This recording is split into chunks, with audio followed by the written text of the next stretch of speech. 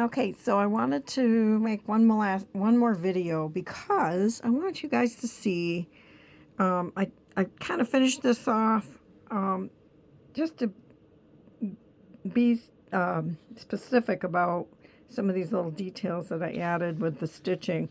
So you can see that I made some little hilly spots on this. This was all, you know, one piece in one color.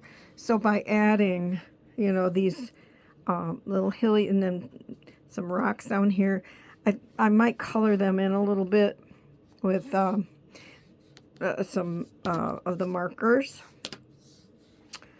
But I wanted you to see, you know, I went up with this with the stitching, and then I just kind of kept moving my fabric up and down, you know, at random places to make these little grasses around the tree. And then what I did was there was you know, these gaps. I didn't do it solid. I used some markers. I used brown and purple actually, because I wanted to kind of emulate these colors. So that's what I did. I colored in the gaps. It was gold, you know, of course, like this. And then I colored in these little gaps.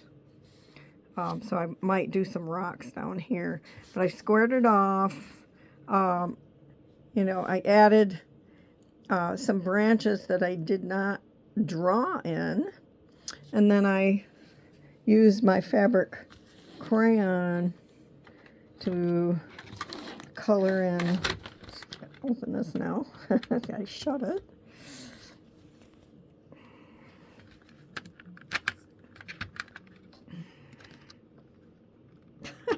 I can't open. Hang on one sec.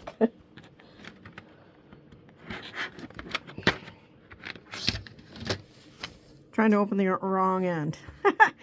So I used the white. See, I told you I wasn't a video professional. I used the white to color in these clouds that I had marked in. And then they're kind of transparent, which is fine. It shows some of the blue through. I'm going to add some more here.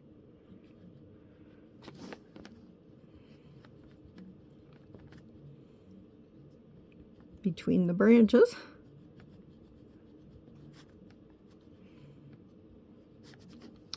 And then I stitched, you know, around inside the clouds. You know, it's a little abstract, but I think it does give, you know, some. I really like the variegated thread throughout. Not that you would do that, but on this little piece, I think it's called. And then I came in and I did some trees back here on this horizon. Some little branchy trees, and then I came over here and did some pine trees. I probably maybe a little hard to see because they're about the same value as this. So I could have used a lighter green, but I just wanted to use the same thread.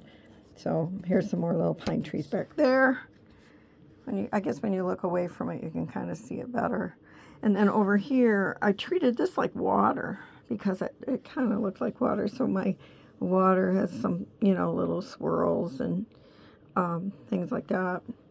So that's kind of what I wanted to point out to you, were those little details that you can do, you know, with markers and crayons, fabric crayons. I will iron this so that it sets, and this as well.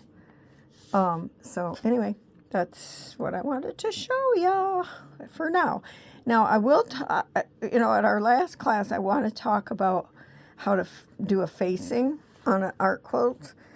So we'll talk about that. I have a like a instruction thing that I got from on the internet that I've used for years, and I will share that with you guys. So, I will talk to you soon. Bye. Any questions, give me a call.